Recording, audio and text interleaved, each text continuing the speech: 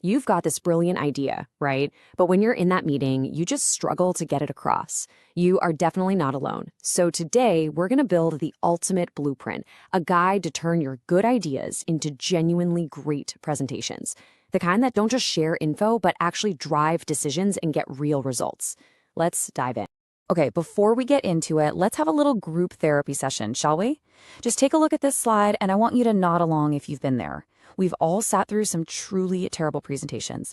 The real question is, which of these have you personally had to survive? Yep, there they are. The classics. You've got the wall of text slide that the presenter just reads, word for word. Or the presentation that just seems to have no point at all. The data dump that just leaves you more confused than when you started. And my personal favorite, the one that just stops. No next steps, no call to action, nothing. We've all been there, and you know what? It's painful. But here's the thing. All those presentation nightmares we just talked about, it's not that people have bad ideas. Not at all. It's that there's no solid foundation, no structure for communicating those ideas. It's a super common problem, but it is absolutely avoidable.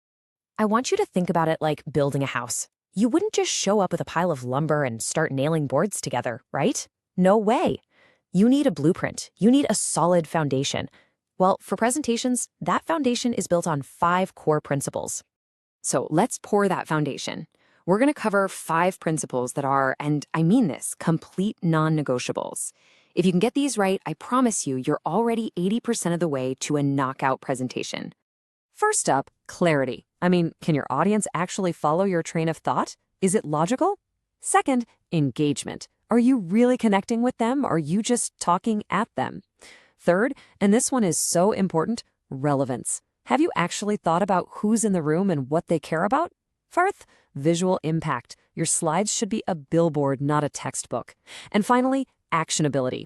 When you're done, what do you want them to actually do? These 5 principles? This is our bedrock. All right, with our foundation set, it's time to put up the frame. This is the blueprint itself, a step-by-step process that, believe it or not, works for pretty much any business presentation you can think of. And that's because, as we're about to see, it's designed to be flexible. And this slide just nails the point perfectly. The underlying structure might be the same, but the focus is completely different. A financial report to your board, that's all about informing. The key question is what happened, and you're focused on the data. But an investor pitch, that's about persuading.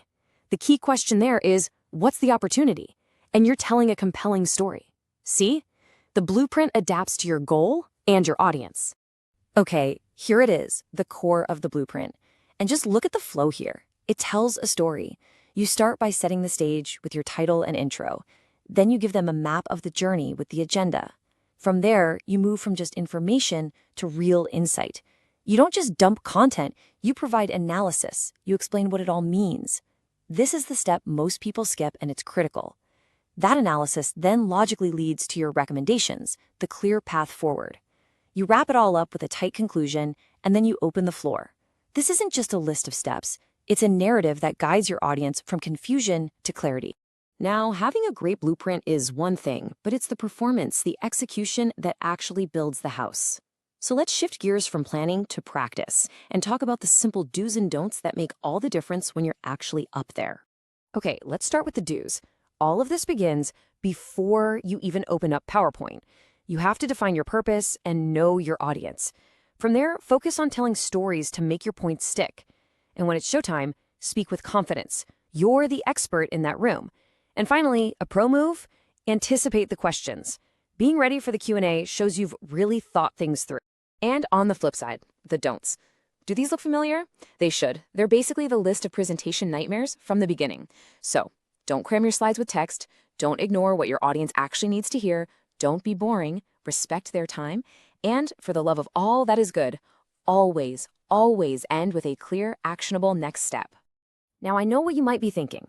Wow, this sounds like a lot of work. And you're not wrong, it is, but is it worth it? Well, the research on this is surprisingly clear. 60%. Presentations that combine a clear structure with strong visuals aren't just a little bit better, they are 60% more effective at getting to a yes. That's the difference between an idea that gets funded and one that gets forgotten. And that 60% number brings us right to our final and maybe the most important point of all. This isn't just about making prettier slides. This is about making a real-world impact. Honestly, this is about your career. I absolutely love this quote from our source material because it gets right to the heart of it.